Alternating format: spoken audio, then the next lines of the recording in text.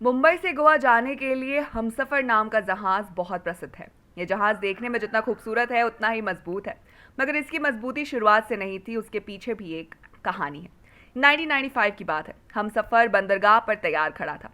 सैकड़ों लोगों की भीड़ जहाज में सवार थी। कुछ लोग अपने परिवार वालों से मिलने जा रहे थे तो कुछ लोग छुट्टियां मनाने के लिए। टिकट लेने के बाद सभी यात्री जहाज में बैठ गए और जहाज गोवा के लिए रवाना हो गए। समुद्र के बीचों बीच जहाज चल रही थी। ठंडी ठंडी हवाएं लोगों के दिल को लुभा रही थी। सभी लोग खुश थे। कोई अपने परिवार वालों से बात कर रहा था तो कोई अंताक्षरी खेल रहा था। वही कुछ बच्चे नाच भी रहे थे। कपल्स कोना लेकर एक दूसरे के हाथ में हाथ डालकर बैठे थे। बेहद खूबसूरत मुंबई से गोवा के इस सफर के लिए जहाज आगे बढ़ रहा था। इसी दौरान जहाज के कैप्टन ने सोचा, क्यों ना जहाज तेज चलाया जाए ताकि कम समय में अधिक दूरी तय की जाए।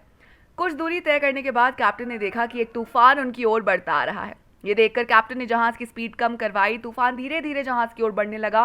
तेज बिजली कड़कने लगी। समुद्र में ऊंची ऊंची लहरें उठने लगी। जब भी बिजली कड़कती तो जहाज में बैठे लोग बहुत डर जाते हैं। खुशी का माहौल डर के माहौल में अब बदल चुका था। काफी देर तक ऐसा ही चलता रहा।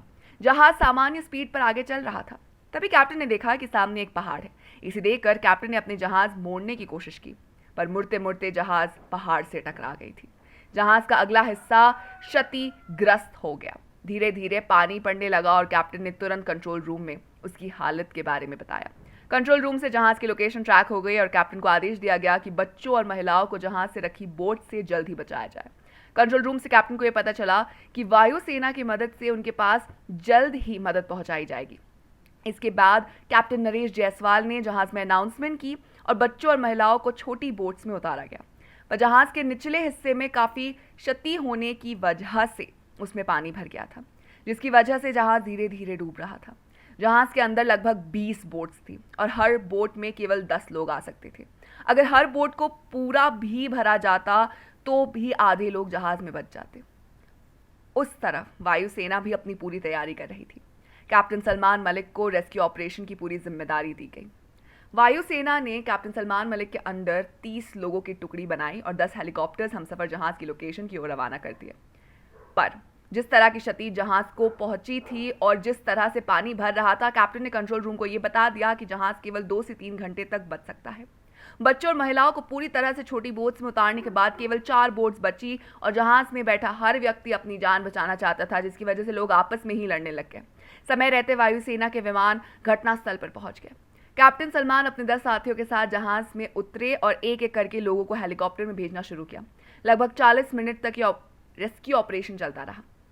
जहाज के अगले हिस्से में पानी भर चुका था, जिसकी वजह से जहाज का अगला हिस्सा पूरी तरह पानी में डूब चुका था। सलमान और सेना के कुछ लोग अभी भी जहाज के पिछले हिस्से में खड़े थे। जहाज के कैप्टन ने सलमान से बात भी करी।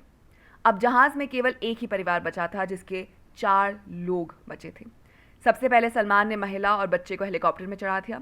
विमान चला रहे सिपाही और सहायक कर्मी ने सलमान को भी ऊपर आने के लिए कहा कि विमान में केवल एक ही व्यक्ति आ सकता है।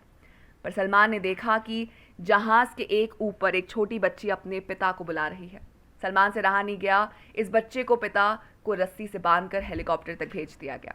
आखिर आदमी को भेजते ही जहाज पूरी तरह से डूब चुका था। इस ऑपरेशन में सैकड़ों लोगों को बचाने के बाद ऑपरेशन के हेड सलमान का कोई पता नहीं था। पानी का टेम्परेचर केवल 4 डिग्री था, जिसकी वजह से किसी का भी बच पाना बहुत मुश्किल था। जब एक छोटी नाव लेकर जहाज डूब रही थी, वहां जाया भी नहीं जा रहा था। पानी में प्लास्टिक, लकड़ी, चप्पल जैसे कई चीजें तैर रही थी। नेवी की सर्च टीम टॉर्च मारकर देख रही थी कि कहीं कोई व्यक्ति पानी में डूब तो नहीं रहा। इसी बीच उनकी नजर लकड़ी के तख्ते पर पड़ी। उस पर एक आदमी लकड़ी को पकड़कर लेटे हुए थे। पास जाकर देखा तो वो आदमी कोई और नहीं बल्कि कैप्टन सलमान मलिक। सलमान को जल्दी से बोट के अंदर लाया गया। उनके कपड़े उतारकर उन्हें गर्म कपड़े पहनाए गए। ठंड की वजह से सलमान का खून पूरी तरह जम चुका था।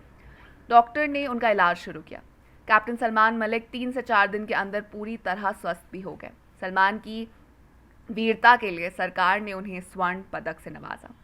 ऐसी ही कोई कहानी होने वाली है शाहरुख खान की फिल्म जवान की। तो आप हमें बताइए, आप जवान के लिए कितने एक्साइटेड हैं। साथ ही अगर आपको वीडियो पसंद आई हो तो इसे लाइक कीजिए, दोस्तों के साथ शेयर कीजिए और फिल्मी दुनिया से जुड़े रहने के लिए सब्सक्राइब कीजिए हमारे चैनल बॉलीग्राज स्टूडियोज़ को।